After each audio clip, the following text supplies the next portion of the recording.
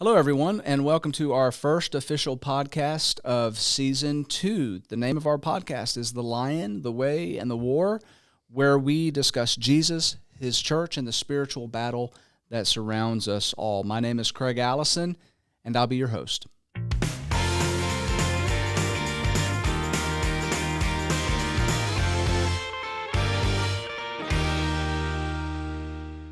Okay, so to all of our listeners out there, I want to just let you know how excited I am to be starting our second season. If you listen to Season 1 at all, you will know that our podcast came to life as a way of keeping our college students plugged in during the COVID shutdown. And that really was the only intent we had. Little did we know that the podcast would be well received and listened to. As a matter of fact, it received out of roughly 3 million different podcasts, it was in the top 10% globally. So that's a real exciting statistic for me because it tells me that there's people that are eager to hear the kind of stuff that we're talking about, that it's relevant. And so that's Season 2. We're going to jump right into it. Also, we've got a few things to share with you, big changes for Season 2. The first one is this right here. We're now on video as well as audio, so that's going to be a new thing for us, and I believe we're going to have a YouTube station, so excited about that. One of the other things is we've actually got a studio here. Before, we were just kind of winging it wherever, and the quality wasn't so good. So that's exciting. The church has set us up with a studio. By the way, also, every episode is going to be sponsored. This particular episode is sponsored by Central Church of Christ, and I'll talk a little bit more about that later on. Finally, I'm excited. Since Season 1, I got a book published, which is also called The Lion, the Way, and the War. And this is based on 10 years of me being a campus minister and talking to college students and leaders in the church.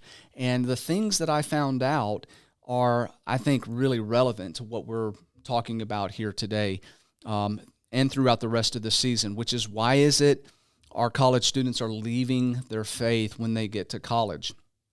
So especially if you're a parent or a church leader, I would highly recommend that you pick this book up, read it, and see some of the things that I've seen, hear some of the things that the college students are sharing with me, why they are walking away from their faith or why they're staying plugged in.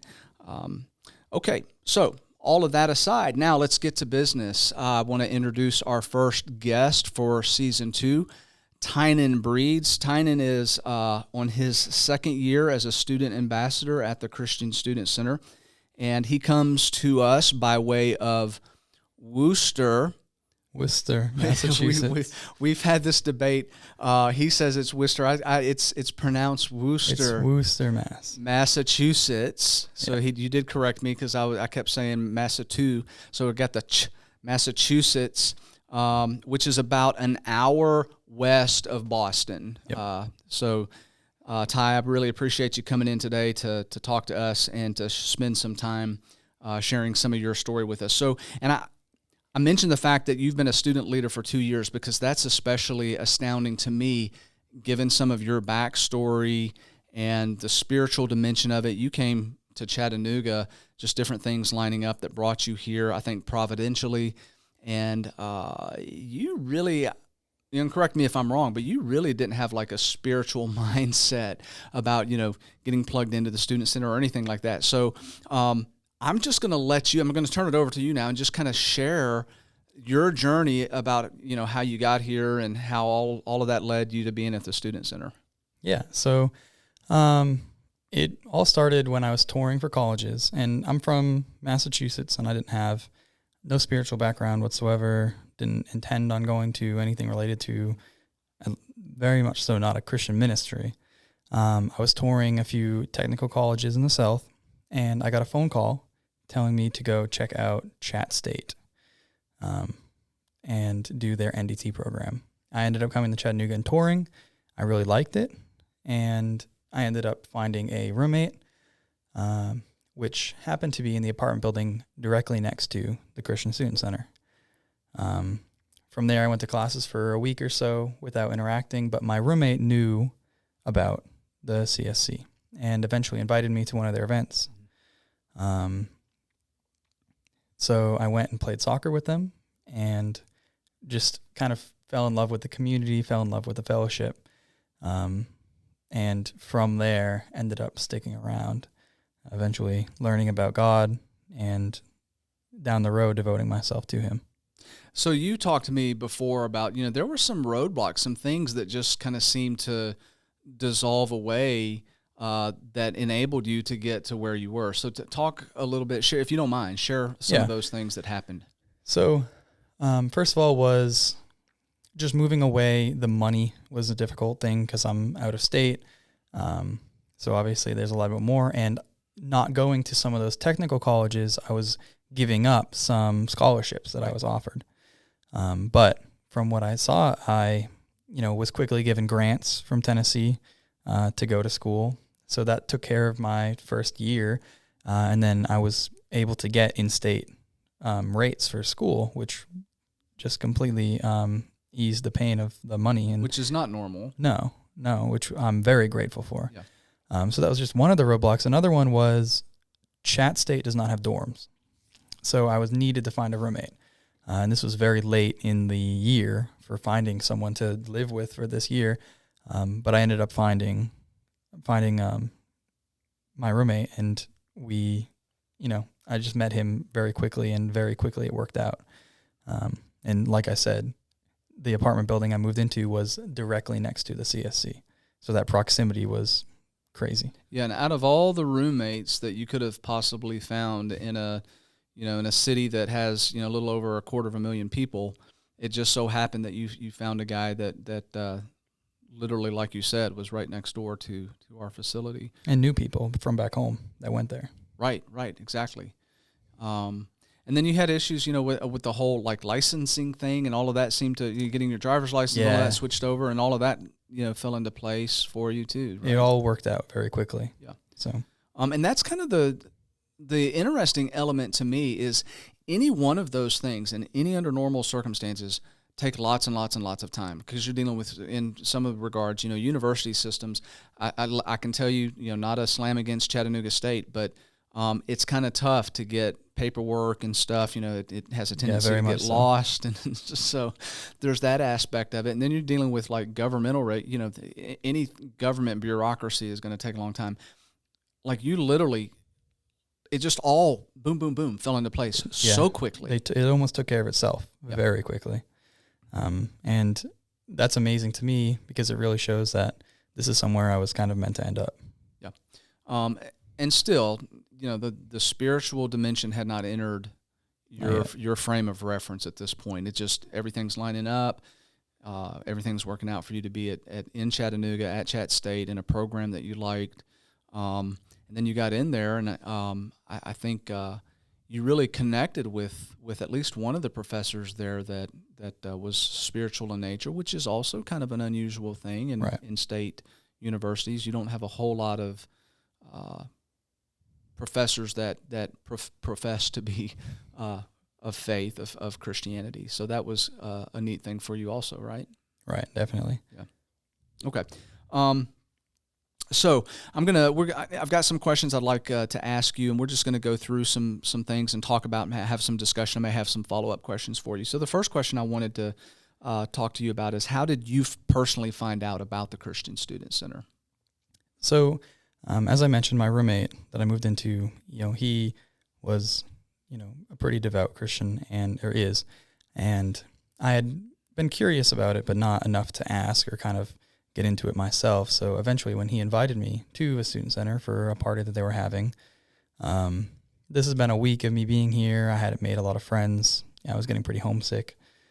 So I agreed, and I eventually found out because of his invitation to go. And it's funny because he was going home, so I was going to go by myself. Mm-hmm. So that took quite a bit of myself to go.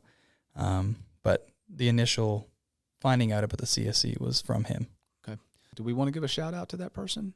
Will Guy. What a guy. Yeah. So I found Will, him if you're very listening late. to this, you see how things proceed, just a simple invitation. So what kept you coming back to the Student Center? So my first night of being here, it was really my first night interacting with people from the South, I guess you could say, because I went to Chat State, but I didn't really interact with many people there.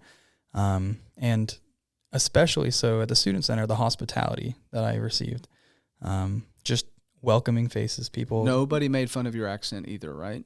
Well, I wouldn't say that, but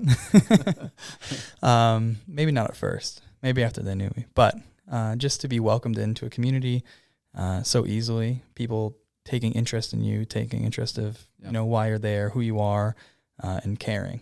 And so the first few times that I came around, I went back the next day for Saturday and hung out with them all day. Got to know really good people that I still know now, made some relationships that matter, and really just was welcomed into a community. You're junior now or sophomore? Junior or sophomore. I have You've to been figure here. it out, This is your third year. This is my third year here. But you goofed around and don't have enough hours to be a junior. No, I might get another degree. That's all. I'm just messing with you. Okay, so you're in the college scene. You're in it every day. So how hard is it to be a college student today at a secular university and still maintain a strong Christian outlook in life? So I think it really depends on how you set yourself up, because I think in this situation, you really can set yourself up for success or failure. The first thing that anyone should do is find a community to be involved with. And we'll get into that. But I think it can be very difficult if you don't put yourself in that situation to succeed. If you don't put yourself into a group or a church family or anything like that, you can get overwhelmed with just the world around you, the lack of the spiritual growth, the lack of fellowship, and then most of all, the temptations that college brings. And just being a student in this world.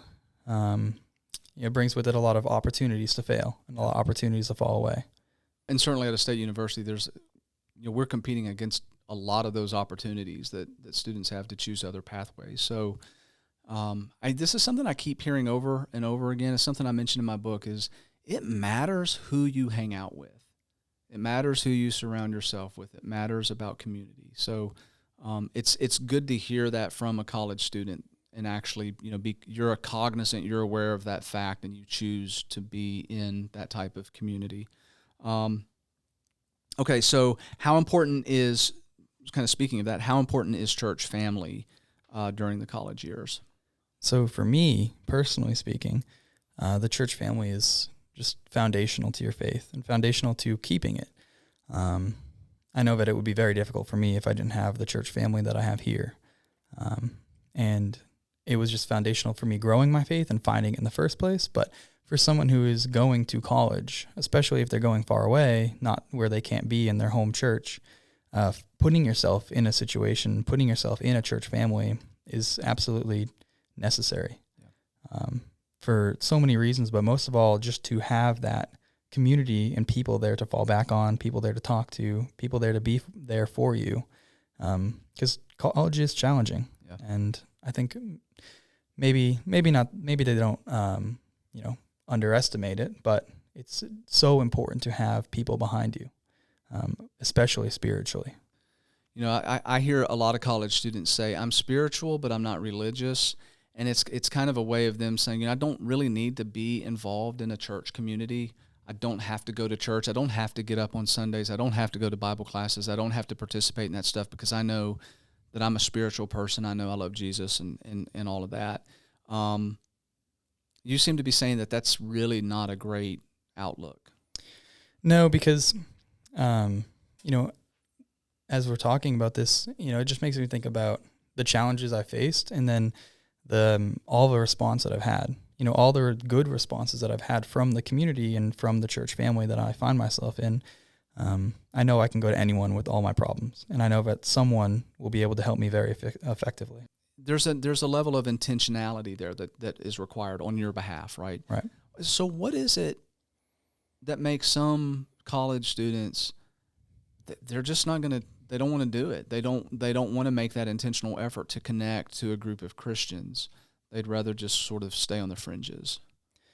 Yeah, I mean, there can be a lot of reasons why. I think that part of it can be they're scared, or maybe they're not receiving an invitation. I know for me, getting that invitation that I had to go be with those people and them inviting me back that was important for me because I wouldn't just go somewhere if I wasn't invited. Okay. But I think that when people go to college, it can be scary, especially because they don't have people around them. Like me, my family was hundreds of miles away. So I was by myself, literally and mentally. So to get that community, to get that, to get involved, it took someone asking me to be there. But you're by nature, you're kind of extroverted anyway. So that helps definitely. Yep. So for the introvert, I think there's a lesson that you're kind of walking around the edges on, a lesson for us in the church, a lesson for church leaders, a lesson for parents to share with their kids, which is that invitation part is crucially important, especially for the kids who are introverted. You can't invite a person enough. Right. I mean, you have to show them that you are genuinely interested in having them part of your community. And if they don't get that, especially the introverts, then they're probably not going to get plugged in. Right, and it might not work the first time or the second time or the third time, but you can't stop trying. Yeah, absolutely. Great advice. Okay, so what do you think is the most dangerous thing about being in college for your soul, your eternity? For me, the answer would probably just be that we are so much more free as soon as we get to college, and that's not necessarily a bad thing. It can be a very good thing. Mm-hmm. It can lead us to great spiritual growth, but it can also lead to ruin. If we choose, like I said, with the intentionality part, if we just choose to not get plugged in, we choose to not go to church, it's so easy to not wake up on Sunday. It's so easy to not go to fellowship. It's so easy to not be part of that. If we make those decisions to not do it because we're lazy, we don't want to, we're scared, we're nervous, we're tired, college is a lot, but you need to be there for your spiritual part. And again, it's that or it's the temptation gets to you. Yeah. There is so much that we're faced with every day through so many different ways. I mean, we're getting bombarded left, right, and center. And that is difficult for a lot of people. And I'm sure so many people fall to that. Yeah. But like we were talking about, the intentionality part is the hardest for me, I think. Do you think it's harder today for college students as far as the temptation piece than it was, say, for me, back in the late 80s, early 90s? Most definitely. I think that the culture as a whole has really changed, especially. It's much different for me coming from New England, coming down here, because just the culture difference. Right. But in general, I mean, with the introduction of, social media, just the overall, perversion of society, it's completely changed the way that a college student's life is lived. Yeah. And I feel like it's a lot easier to face temptation. It's a lot easier to see it every day. And therefore it's a lot more difficult to resist it. Yeah. Access to stuff is definitely, it's just pervasive, I think. Getting pulled into things that you shouldn't get pulled into. It's just, and the way, so it used to be like if you did get pulled into that back when, so let's say 30 years ago, there was still it seemed like this strong disapproval by society, but now you don't even have that as like a barrier. It's like, society's so completely fine with it. Yeah. Yeah. So scary stuff there. All right. So why do you think that so many college students who were faithful before college walk away from their faith while they're in college? You're kind of coming at this from the reverse. You right. didn't really have any faith. That type of faith background, but you got it while you were in college because of the student center. But reverse of that. Why do you think that is? And this may not be a fair question to ask you, but I'm asking it to you anyway. Well, I have a few things to say on that. One that I see very often, working as a leadership member of a campus ministry, is that a lot of kids come to college and realize that they don't have their own faith, realize that a lot of times it was their parents waking them up on Sunday, bringing them to church, bringing them to these youth group events, but they didn't really know. Yeah. And maybe an encouragement to anyone listening to this, you should be involved in your kid's spiritual life. You should want your kid to have their own faith. They can't be on your faith. So I feel like a lot of kids come to college, maybe they wake up for the first Sunday, and then the second Sunday comes around and their parents aren't there to wake them up. they sleep in. Maybe they were initially in a campus ministry, but they realize that their parents aren't there to make them do anything. And they realize that they don't have their own faith. And some of them will take that as an encouragement and get plugged in, get involved. But I think many more will continue to sleep in, will continue to not get involved, and will continue to let their whatever faith they have die. So I think, as depressing as that sounds, it's almost an encouragement to parents, to churches, to get involved in your kid's life, get involved in your kid's spiritual life. Do Bible studies with them, do devotionals, pray. Because the thing that I think I've seen most often, and I'm sure you can say is the same, is kids don't have their own faith. Everything you just said is so powerful, and I hope if you're a parent listening to this and watching this, I hope that if you're a church leader listening to this, and there's no agenda here. I mean, this is a person coming from that outside perspective that has caught on to something that I think a lot of us, as people who have been raised in the church, as parents especially, as leaders in the church especially, we've somehow discounted that. We've lost it. We've taken the attention off of that, and I think that's a huge contributing factor to this epidemic of kids walking away from their faith. So, really, thank you for verbalizing what I think needs to be heard more.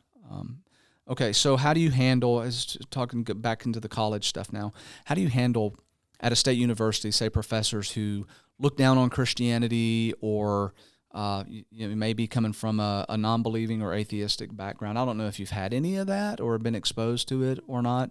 I know personally for myself, coming from I went to a Christian university, so that wasn't even you would never have that. But at a state university, I know some students are exposed to kind of the ridicule piece of that from these PhD level smart guys or smart women. Right, and I feel like that can be heavily discouraging. I would say I'm used to it because my whole life I didn't have any professors that were Christian or anything like that. Growing up in public high school and Mass, so I feel like I'm more equipped to handle that. But I think for someone that grew up maybe in a Christian high school, Christian middle school their whole life, or homeschooled or whatever it may be, it can be a challenge, and it can be it can shake them. And I feel like it's something that you have to come at from an angle of, you're a college student, you want to do good in classes, but you need to understand that there are people are in different walks. There are people in different parts of their life, and especially in different parts of their faith. And so for me, the thing that encouraged me to check out Christianity, to take a closer look, was the love that I saw, the genuineness. So I feel like at every opportunity, you should love, you should be genuine. That's not to say that, you need to sacrifice your class time for everything, like to be talking to a professor, trying to get them to understand, because that's a challenge. Yeah. Definitely be in the class and do good.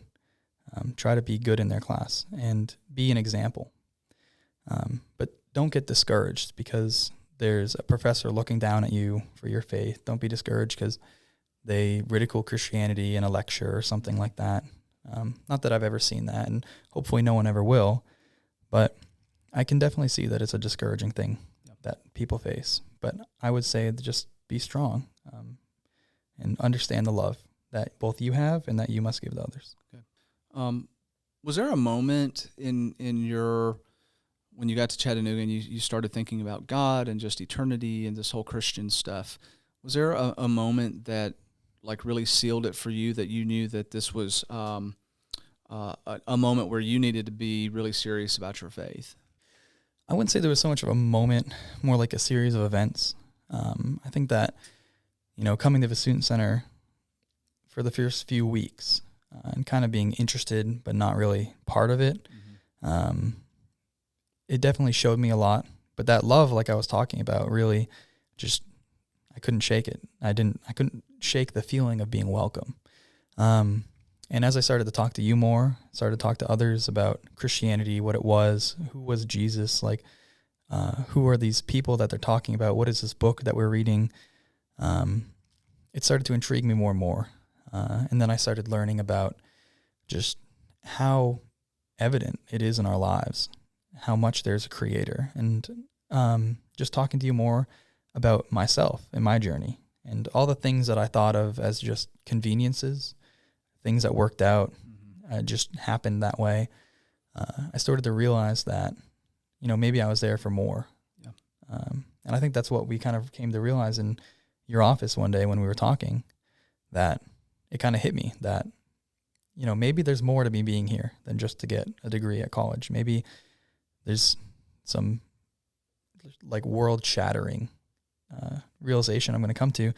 And that culminated when I started studying more, getting plugged in more, talking more, always learning more. And it came to the point where, I started to realize this is something I believe in, and this is part of me, and I want this to be part of me. And then spoke to you, and I was baptized. Mm-hmm. So I think that series of events just led me from being interested to now being on fire. I appreciate that answer, Ty. You mentioned there, you alluded to this just series of events, these beyond coincidence, like just too much stuff, this providential stuff that continued to happen, and after a while, it defies the odds. It's like, okay, statistically, this now becomes kind of an impossible thing, and I have a little story. You brought your bottle of New England maple syrup. And I can't interview and not share this story, because it's such a funny thing about how God works in our lives, right? So last year I took a group of college students to Ecuador, and it's called Camp Bellevue, and so they do mission work there, and they work in this community up in the Andes Mountains. And on our second to last day, we had this breakfast, and Rusty Campbell, he's the missionary there with his wife Flora. And by the way, they do a great work. Rusty, maybe you'll watch this episode here, plugging Camp Bellevue for you. Anyway, so last breakfast we were having pancakes, and Rusty and I are having this discussion. Remember about pancakes, and he's asking me, what kind of syrup I put on it, and I'm like, whatever, like Aunt Jemima or whatever and he's like, so you've never had like a New England maple syrup? And I was like, no, I don't think I have. You've never had? Are you kidding me? You've never tried a good New England maple syrup? Like, what? You haven't lived life. So he's like kind of getting frustrated and very disappointed that I haven't had New England maple syrup. And so I said, well, I'll tell you what, I'll when I get back to the States, I'll try to locate some. He's like, no, not try. This is something that you have to do. Like, your life is not complete until you've had New England maple syrup. And it's like my second day back, and you're moving in. You're starting your first year as a student ambassador, right? I have the timing right on that, I think. And so I'm in my office, and you come down to the office, and you're like, hey, man, would you like to see my room? And then I said no, because I didn't feel like walking upstairs. And then you're like, I got something for you. And you remember that, right? Yeah. So I followed you upstairs, and I don't know if... So I didn't get a bottle this big, but this is the bottle, a smaller version of this. This is New England maple syrup. Right. From Massachusetts. Yep. Massachusetts. So I was just kind of like speechless. I was just stunned, and then I started laughing, and you're like, what are you laughing at? And I thought you were laughing at me. Well, I thought somehow you had, because I knew that you didn't know Rusty, but like I figured there's no way that you didn't have this conversation with him, because this is exactly what we were talking about. So, just stuff like that has surrounded you, and just this providential work, even the small little details, I think, of God wanting to be part of our lives. And he does this kind of stuff to show us that, he's paying attention to everything. And that's certainly been evident, I think, in your work with the Student Center and your spiritual journey since you've been there, from no background at all to now being a student leader, bringing other people to Christ. That's an amazing thing. So,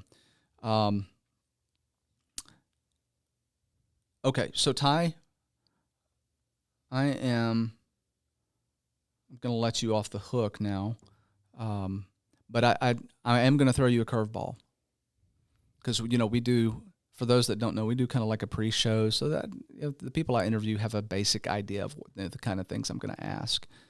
So this is kind of a curveball for you. So you have no idea what I'm going to ask you. No, it's nothing really big. If you could go back and change anything about your time in Chattanooga, about the students and about any, what thing, if any, would you want to change? I feel like everything happened the way it was meant to. But if I could go back and tell myself something, like day one was go to Welcome Week for CSC. I think that my day one would be just jump in, be part of the ministry. Yeah. For me, having no faith, I think that was a little bit of a leap for me. Right. But for anyone out there that's going to a college that has a ministry, like a public college, the number one advice for myself when I first got there and for anyone else is jump in, be part of it, make yourself part of the ministry, be involved, go to Bible studies, be part of the fellowship, make friends, make relationships, be there. So if I could change one thing, it would just be being plugged into the CSC from day one. Great advice. All right, so we need your feedback. I'm always looking for suggestions on how to improve our episodes, to bring relevant issues in front, topics that could be encouraging or helpful or maybe even challenging. So let us know. And there's multiple ways you can do that. We've got, we're on social media, so leave comments. Share this if you'd like it, if you feel like it would be helpful for somebody else to see this and to hear what Ty has shared with us. So like I mentioned, this episode is sponsored by Central Church of Christ. They are an integral part of this. As a matter of fact, none of this would even be possible if it were not for Central Church of Christ in Chattanooga, Tennessee, established like in 1909. We'd love to have you come and visit us and worship with us. Worship is at 400 Vine Street in Chattanooga, 1030, and feel free to check out our website there. All right, final thoughts, Ty, are going to go to you. I'd like for you to read your passage of Scripture, whatever that might be. We always try to end. Where are you going? I had to get my phone. I thought you were leaving. I'm like, oh no, he's cutting out on me. Yeah, go ahead and read a passage of Scripture as we close out. In going along with the need for community, need for fellowship, need for involvement in a church body, the verse I'd like to read is Ecclesiastes 4:9-12. 2 are better than one, because they have a good reward for their toil. For if they fall, one will lift up his fellow man. But woe to him who is alone when he falls and has not another to lift him up. Again, if two lie together, they keep warm. But how can one keep warm alone? And though a man may prevail against one who is alone, two will withstand him. A threefold cord is not easily broken. Until our next podcast of The Lion, the Way, and the War, love one another, be kind to one another, and remember that the Creator of the universe loves you so much that He gave up His only Son for you. Have a blessed day.